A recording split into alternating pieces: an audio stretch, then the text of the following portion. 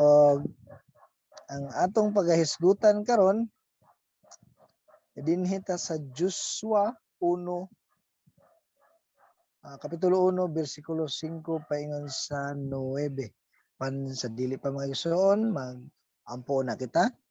Labing gamahan nga Dios, dalaygon ka kanunay sa among mga kinabuhi.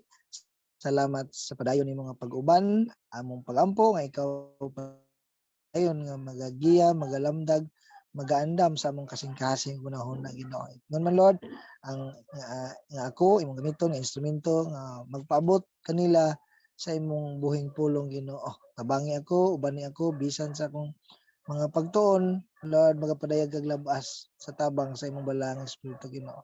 Iya itugot ang mga buhat sa kaaway, ang mga problema, ang mga kabanha sa palibot Ginoo makababag sa among pagpaminaw sa imong pulong Ginoo. Mga panalangin ka sa matag usa nga Lord masalod ginamo ang imong buhing pulong nining kagabion Ginoo. Dalaygon ka sa tanan kini among pagampo sa ngalan ni Ginoong Hesus. Amen o amen. Okay mga igsoon, dinhi ta sa Joshua 1, no? Diri ko gidala sa Ginoo sa Joshua 1, 5 paingon sa 9. Sugdan ako basa mga igsoon sa Bisaya nga version, ingon dinhi, walay makabuntog kanimo sa tibuok mong kinabuhi. Mag-uban ako kanimo, ingon sa pag-uban ko kang Moses, ug dili ko gayud ikaw pakyason o biyaan. Liguna ang imong kaugalingon ug pagmaisog, kay mangulo ka niining katawhan sa pag-ilog niining yutaa nga akong gisaad nga ihatag sa ilang mga katigulangan. Apan liguna ang imong kaugalingon ug ayaw pagtalaw. Pag kinabuhi subay sa tibok balaod nga gihatag kanimo ni Moses nga akong alagad. Ayaw isalikway ang bisan unsang bahin niini ug mulampos ka bisan asa ka. Ayaw gayud kalimti ang basahon sa balaod, kinahanglan nga tun-an mo kini adlaw ug gabi ug pag kinabuhi sumala sa tanang nahisulat niini ug magmauswagon ka. Sa verse 9, hinumdumi ang akong sugo nga magmaligon ka ug magmaisugon. Ayaw kahadlok ug kaluya tungod kay ako ang Ginoo nga imong Dios, mag-uban kanimo bisan asa ka. So mo kana ang pulong sa Dios nga atong pagahisgutan niining kagabion karon mga igsoon ug giuluhan kini ako kining giuluhan gitaytulan og paglig-on gikan sa Dios. Subayon sa nato unsa ang context nini mga igsoon, direkta kini nga pulong gikan sa buhi nga Dios. Ang Ginoong Dios nga labing gamahanan mismo ang nagsulti og mga pag-encourage, mga pagdasig kang Joshua nga maoy pangabaga or sidekick ni Moses kay mo man nga time nga namatay na si Moses. So siya ang successor, no? Successor, siya ang musunuray, no? Mo ni mga igsoon gihatagan sa mga paglig-on gikan sa Dios, gikan gayud sa buba ba sa Dios ang mga pagdasig ngadto kang Joshua. So kani nga paglig-on gikan sa Dios diha sa iyang mga gisaad. Ug diha sa iyang mga gisaad mo na atong una nga punto, ang sa point nini siguradong kadaugan, sigurado ang kadaugan. Ang iyang paglig-on nga diha sa iyang mga saad nga naay sigurado nga kadaugan. Sa verse 3 kung makita ninyo klaro kaayo nga sa tumoy nga bahin verse 3c, no? Gimension diha nga gihatag ko kaninyo ang tanang yuta nga inyong pag-aagian, gihatag. Kinsa may makababag kung ang Dios mo'y nagbuot nga ihatag ko na kaninyo. Sa verse 6c, pag-ilog nining yuta nga akong gisaad nga ihatag sa ilang mga katigulangan. So naay kasiguruhan na, no? Kay iya mang gihatag na, ihatag, no? Igo na lang nila i-claim. Dayon gisuportahan pa gyud sa verse 5 una nga linya diha nga walay makabuntog, no? Walay makabuntog.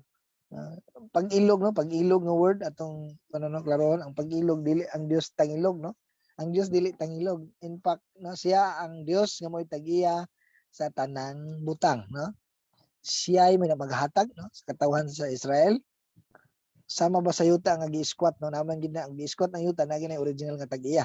So kuhaon na siya balik sa owner. Kaya na siya gusto ipagamit nga iyang tao. So muna mga igsoon, ang kasiguruhan sa saad sa Dios mo yang pagdasig kang Joshua, ang huswi day mga igsoon, meaning ani ang Ginoo muluwas. Sa Greek ani Jesus din yung huswi, ha?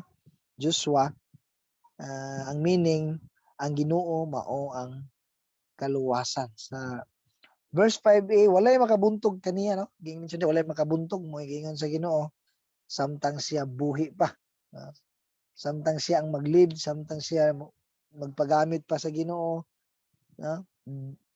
Walay makabuntog kaniya. Dili pa sabot nga walay mosukol sa iya, walay makig-away niya, walay mo hasol niya, so malinawon siya kinaang Ginoo nagauban nagsaad nga walay makabuntog na gyapon mga igsoon. Muagi gihapon, no? Apan klaro nga magmadaugon siya bisag unsa pang kalisdanan sa iyang pagsugubang sa mga kalaban sa ilang pagkuha, pag-claim sa yuta nga gisaad sa Dios nga ihatag kanila. Sa sigurado ang kadaugan. In application na to mga igsoon, dili man kita ang original, no, nga kana na intended, no, nga audience direct nga audience si kuan man, Joshua apan ang sa ato ang atong generic application, no, sa kanato usab mga igsoon sigurado usab ang atong kadaugan. Di man ta moagig war, di man ta moagig panggubatan aron mailog og yuta na naman tayo mga gipuy-an, no. So in application sa ato sigurado na usab ang atong kadaugan, no. Sa John 16:33, gisulti ko kini kaninyo aron makabaton kamo kalinaw pinaagi sa inyong pagkahiusa kanako.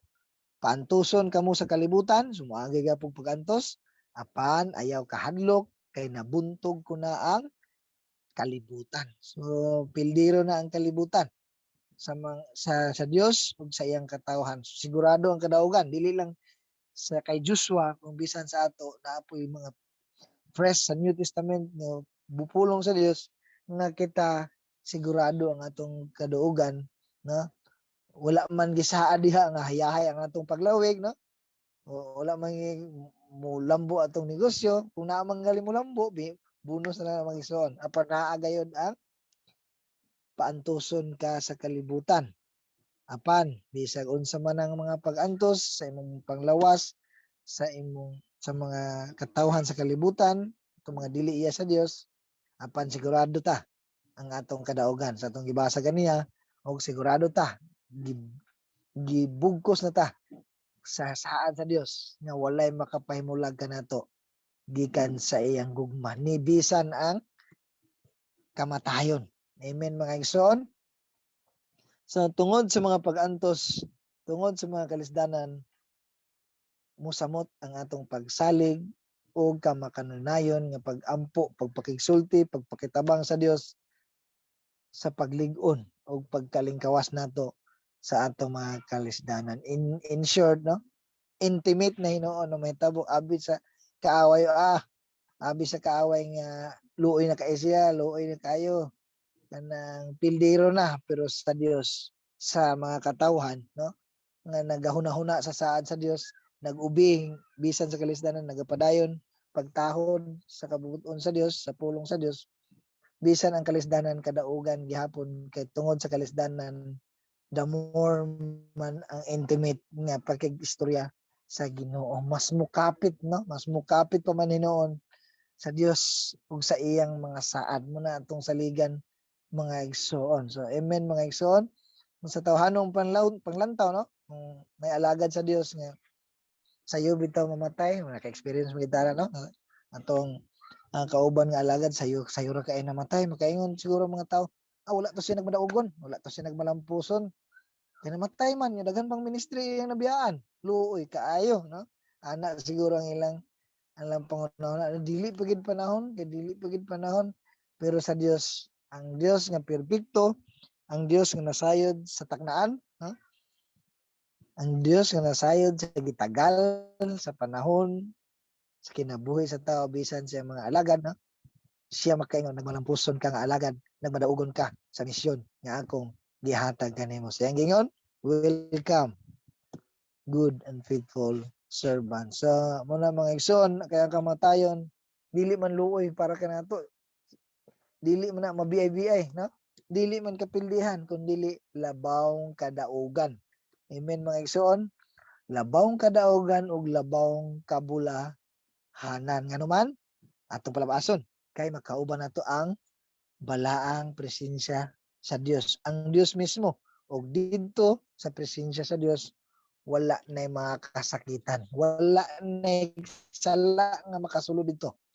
Pulos na pagmaya, pulo na kalipay, kauban sa mga katawhan, kauban ang Dios nga labing gamhanan sa tanan. Sa una mga igsoon, mas kuyaw no kung wala tay mga pag-antos o mga kalisdaton nga nagsunod sa kabubuton sa Dios, basin wala gyud ta nagsunod sa mga pamaagi sa Dios. Basin gaoyon-uyon lang ta, sabay ra ta, jam lang ta sa kalibutan, para walay masagasaan, para walay siyempre wala gid kay kuan nga wala ko nagantos. Kay sabay ra man ko sa ilaon sa ilang kan. Di nato sila banggaon, pero di ay ibangga na nato ang kabubuton sa Dios, ang katuyuan sa Dios. So kuyaw nang sabay-sabay lang. Sa kana mga igsoon, ang mensahe nga atong ipaabot karon, kung panapos mga igsoon sa pagdasig, dayon ta sa pagsunod sa kabubuton sa Dios, mao ni kay siya maglig-on kanato diha sa masaad nga atong huptan. Dili lang sa verse sa Joshua 1, no? Verse 5 to 9, kundi daghang mga saad sa Dios nga siya sigurado nga atong maglig-on kanato sa panahon sa atong pagsubang sa gubang sa mga kalisdanan ug klaro nga sigurado ang atong kadaugan. So amen mga igsoon. Amen. Salamat sa Ginoo, mag-ampo ta alang sa mensahe nga atong nadungog. Labing gamahan nga Dios, salamat kayo sa imong buhing pulong ang ipaabot kanamo diri sa Joshua, bisan Lord sa iya intended ang sugo apan Lord ang makuhaan namo mga pagtulon ang Ginoo, kay ikaw nagsaad man usab Lord sa bag-ong tugon nga magauban ikaw kanamo Lord. Ug dili kami mahimulag sa imong gugma Ginoo. Salamat sa imong mga pagdasig nga kami Lord magbalig-on diha sa imong saad nga may kasiguruhan ang kadaugan Ginoo. Dalaygon ka imo Ginoo nga ang mga kaigsunan mohawid niya ang mga kamaturan, mga saad Lord, labi na sa mga kaigsunan nga naa nag-atubang Lord sa mga kalisdanan sa ilang mga kinabuhi Ginoo. Nasayod ka sa matag kahimtang Ginoo. Magapadayag ka, magapasinati ka sa imong presensya. Kini among pag-ampo mo pasalamat nga pulong nga mo nadungog dili mo labay nga kawang sa matag usa. In the name of Jesus we pray. Amen and amen.